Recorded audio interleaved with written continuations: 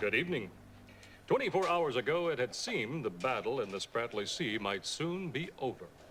Now we learn that there has been a major breakdown in naval intelligence. We go first to TCN's Greg Hayes on Capitol Hill. Greg.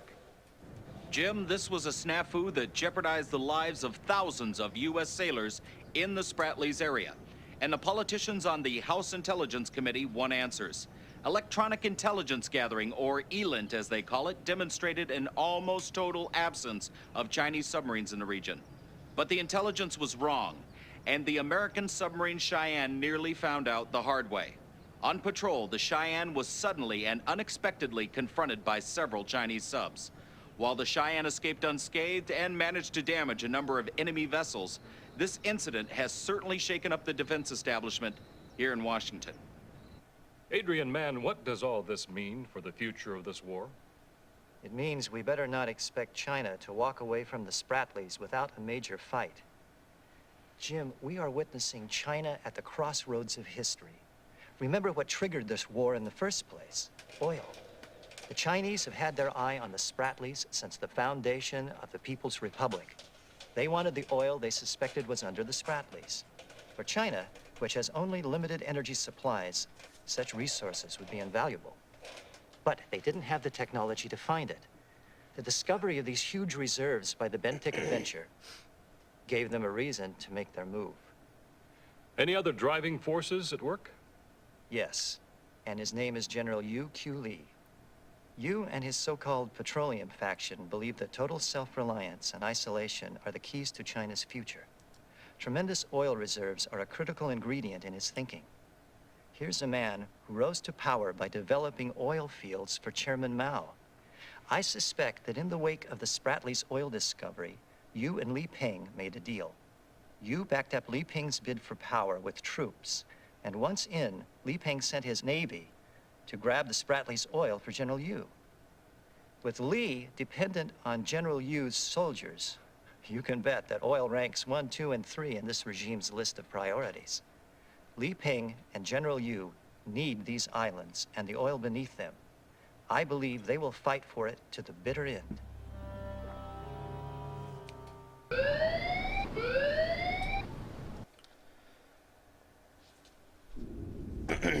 Well, hello, good afternoon, and welcome back to Let's Play Tom Clancy SSN. Oh my god.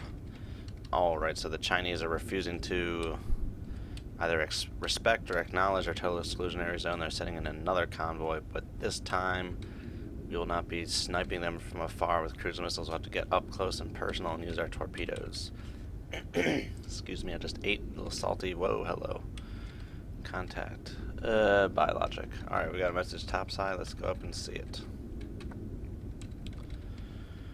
Oh, good to be back playing SSN. I had some technical difficulties going on with my virtual box, which is why I haven't uploaded anything in like 5 days, but we're back to it. We're not even like halfway through the game yet. We're almost halfway through. Let's see. So after this mission is done, we're neutral ballast. I tried recording this video once already, and I forgot to neutral the ballast too quickly and surfaced. But, yeah, what was I saying? Oh, yeah. This is the 7th mission, so after this is over, 8, 9, 10, 11, 12, 13, 14, 15.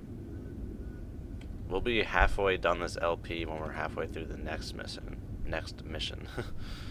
But we're also almost at periscope depth, or comms depth, so let's see what Sync Pack Fleet has to say. Any second now. Oh, come on. Just stop right there. I'm like a foot below comms depth. There we go. Sync Pack Fleet to Cheyenne. Latest intel reports mines in your area. ASW helos also expected. Listen for them. Oh, that's great. How am I supposed to listen for a helicopter? My friend is asking me if I'm going out tomorrow or saving it for Saturday. Saving it for Saturday. We are tailgating and having a party.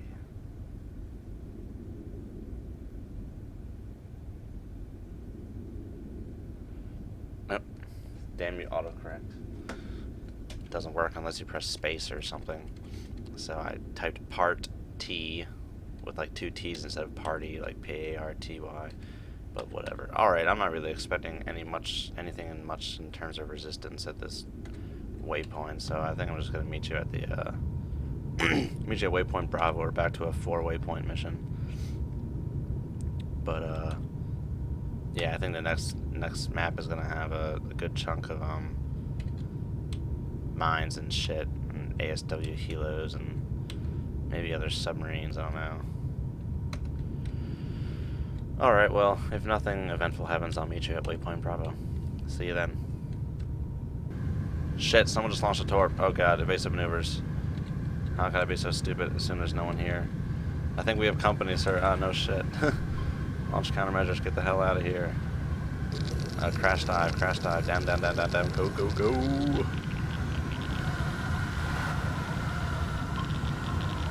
Holy shit, I'm a dumbass.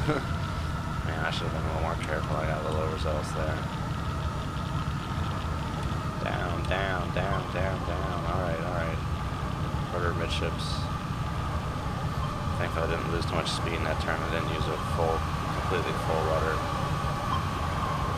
Oh god, don't text while you're frickin' evading torpedoes, man. You're crazy. Oh, what's my depth? I'm going pretty deep. Hell yeah, I'm going deep. Alright, neutralize the ballast.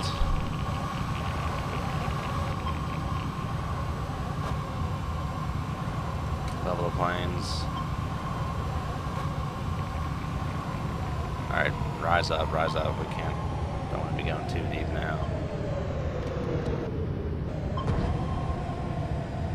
Alright, I think I pretty much outran those torpedoes. I'm just going to continue on this bearing for a little bit longer.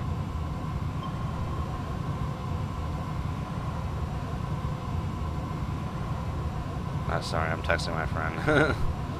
Anything going on tomorrow?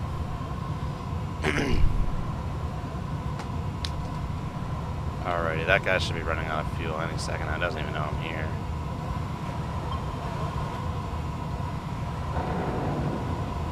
Yeah, okay. We're good. I'm going to come back around. Left full rudder. Give me some rise on the planes. And then we'll go up and prosecute whatever that sub was. Pretty much just nullified any progress I made by doing that stupid little stint. Oh yeah, if I encounter any resistance, I'll let you know. God. I had a breakdown in my operational discipline and nearly paid for it.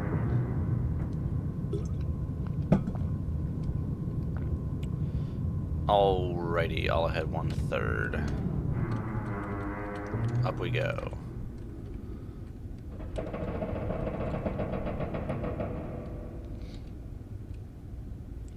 I have no idea what kind of contact that was. All I know is it was hostile. Nearly owned my ass because I was being a dumbass.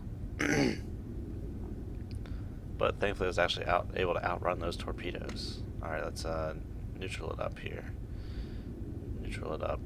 Make turns for 5 knots. No, I didn't neutral it up. I leveled the planes.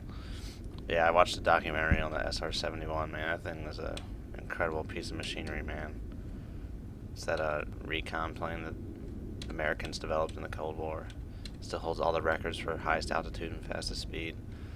Like, the strategy in that thing to outrun surface-to-air missiles was just, or to evade surface-to-air missiles was just to increase the throttle. Like, they would just go fast as balls and just outrun Russian SAMs. Like, it's insane. Okay, make turns for 3 knots. He's like, stop trying to listen for me. Ridiculous piece of machinery, man. Insane engineering. Incredible. I was just like awestruck the whole time. And I watched a documentary on the Seawolf today, but all those submarine documentaries on TV assume you know nothing about submarines, so they can be kind of boring for those of us who tend to know a lot about submarines. So they don't really offer much insight on anything. But they were actually showing like, they were talking about like some of the characteristics of the steel, but I'm assuming they were talking about like, I don't know, they were given figures for HY80, which is the steel that this submarine is made of. They're like, oh, it can withstand 80,000 psi. And then they were talking about HY100, which is what the seal was made of, and they was like, oh, it can withstand 100,000 psi. I'm like, they wouldn't give you what the ultimate strength of it is, because then you could just calculate how deep the thing should be going. So those are obviously like the Like how the Navy just says, like, oh, you know, it can go faster than 25 knots, or it can go deeper than 800 feet. Like that kind of stupid crap. Okay, it's a kilo. He can probably hear me. Okay, well, I'm going to launch. And I'm going to bear away so I don't get a range of him. Right full rudder.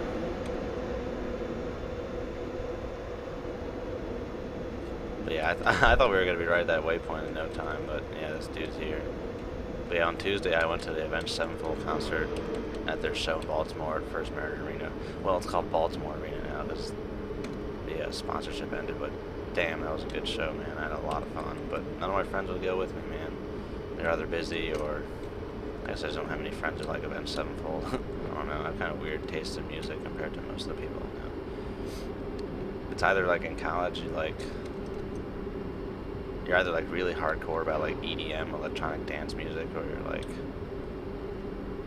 or like country music maybe. I don't know why so many people like country. Do you guys like country? I don't like country. I don't know. Just never like, I would never listen to it growing up, and I know this is like horribly stereotypical, but I just always associate it with just like backwoods, uneducation. I don't know. I know it's not like that, but that's just what I associate it with. I don't know. I just don't really care for it. I could just say that. Who cares what like my reasonings are? I just don't care for it. Oh, that torpedo's gonna go after the countermeasure, you son of a bitch. I think I can probably launch it fast. I think I might be in fast range. Oh, torpedo, circle around, get him. Circle around, boy. Circle around, circle around. I think he's got him. I think we're good, actually. Nice. Oh, he dropped a turret right before he got hit. That's cute. Alright, I'll actually go... the same damn thing that got me into this mess. I'm going to go 2/3 and head for this waypoint. We're almost there. But I think this time I'll keep recording, because who knows what we're going to run into. But I'm not really expecting much. I think that was the only sub in this area.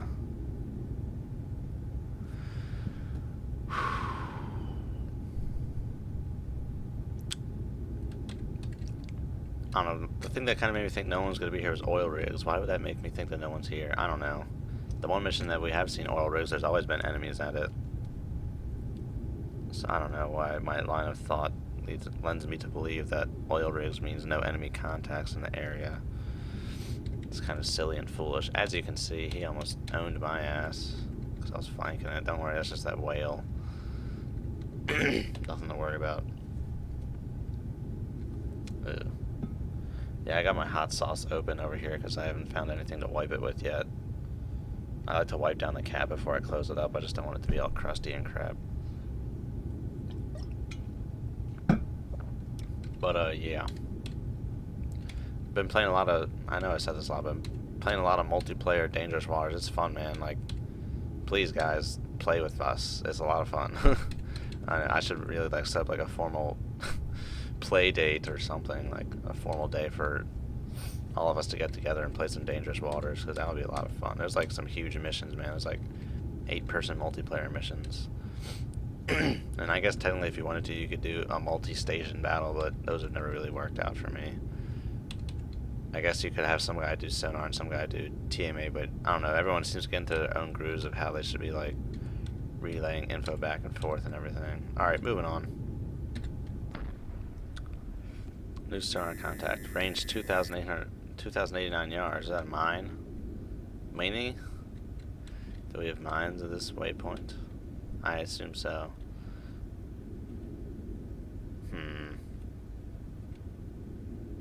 In the helos, I think this might be more or less just like a transit waypoint. I don't really want to go active though. Transients heard ahead. Could be a helo dropping mines or sono buoys, but I don't think they have sono buoys in this game. At least I don't remember sono buoys being in this game. Or it could be some chef dropping a knife, or someone opening a muzzle door, or someone flooding a tube. Oh, there's a mine right fucking dead ahead. Left full rudder, evade.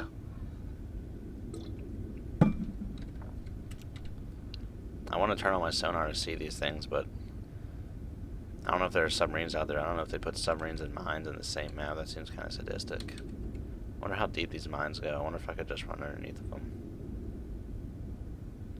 I don't know. I don't know. Don't know. Alright, that's good enough. Well, let's try it, shall we? Let's go deep. But there's that seamount up there coming up ahead. Don't know how deep I can actually go. Might have to like veer off that way. Might work, we'll see. Contact type mine. I shouldn't even be able to pick this up on passive sonar. There's no reason to pick up a mine on passive sonar. I guess besides maybe flow noise. If it's like moored with a chain or something, might be able to pick up the flow noise. But I wonder how deep they put these things. Alright, come back right a little bit.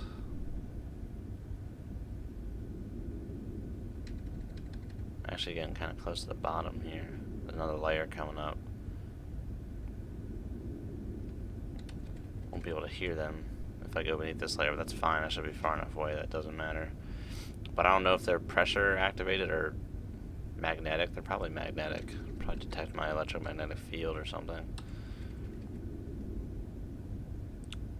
Man, I have a feeling that as soon as I go below this layer, I'm just gonna bump right into a frickin' mine.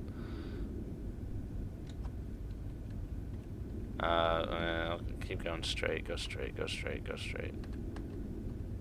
Oh, I'm still picking up the mines. Okay. Holy shit! Holy fuck! That's the bottom. Goddamn. No. Fuck. That's the bottom. Oh well, that's okay. Well, okay, it's coming up, but yeah. Yeah. Juice it up. We need to get up. Up. Alright, come right. I had 1/3 neutral ballast.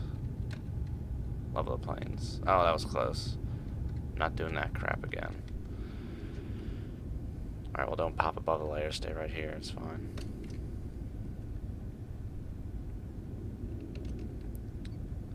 I'm just kind of weary about like going right underneath this thing. I don't know, man.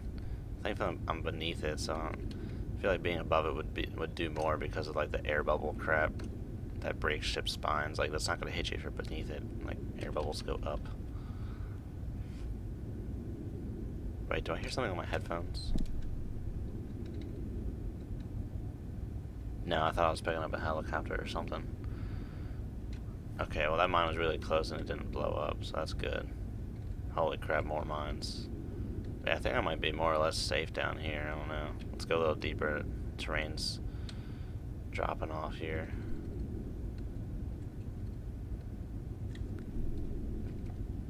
Why am I still picking you up? You're my baffles. You're my baffles, man. Alright, I'm just gonna go solely down on planes, man. I can't be trusted with ballast tanks. Keep getting too close to hitting the frickin' bottom, man. More mines. Mnogia mini.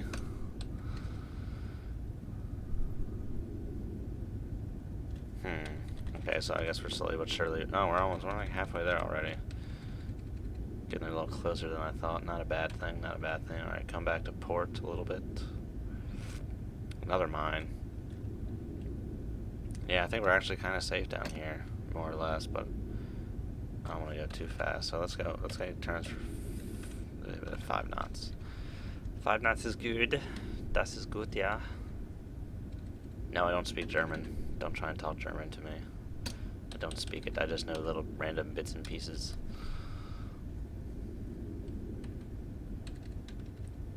Never had any formal study in anything besides Russian, English, and Spanish, as English is my native language.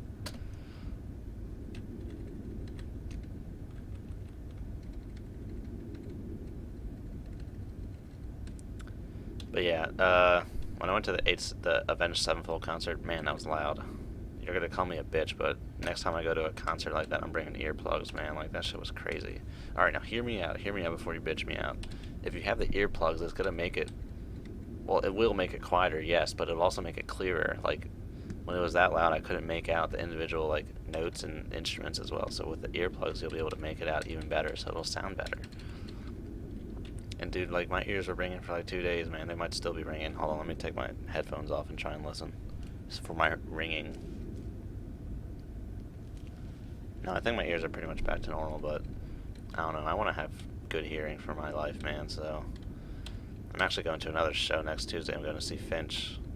I saw them earlier this year when what I thought was their last American tour, but they started up another one and they said this one's the last one again. But I don't know. I have a feeling it actually will be the last one, so I want to make sure I make it to that. But yeah, also at the Avenged Sevenfold show, they had Ghost BC, which is like some weird like Satan metal band from Sweden or something, man. Apparently their first show they played was in Baltimore. Like the lead singer said that Baltimore is a special place in their hearts in his Swedish accent. But I don't know, man, it was weird. It's not really my style. And then after that you have like Deftones come on, so it was like Satan metal and then like 90s rock and then Avenged Sevenfold. But I don't know, it was all still cool. It was really fun. Like I've never been at a show that big. I guess the biggest show I'd ever been to before that was when I went to STS9 with my brother. That was in something similarly set up, but not nearly as big. Like this was in like basically like a minor league hockey arena. It was pretty fucking big. Tons of people, man. But yeah, the show I went to see Finch at was just like a little venue, like 1,000 people. And that's what the show next week when I see them again is probably gonna be even smaller than the first venue I saw them at. But yeah, I mean, I'm excited, man. Did it say classified Han? No. Okay, I was about to be like, shit. But yeah, I think we're actually good down here. I don't think there are any mines this deep. So let's increase to 1/3, which is 10 knots in this game for whatever damn reason. I never knew why. Oh, and don't even talk to me about getting out of that arena. Like, and well, I'm gonna go off on another tangent first. You see back there on the planes, the stern planes, why do they have those like canisters out there? Like, I'm pretty sure at this point everyone knew that the towed array was mounted on those diagonal planes that are between the stern planes and the bottom half of the rudder.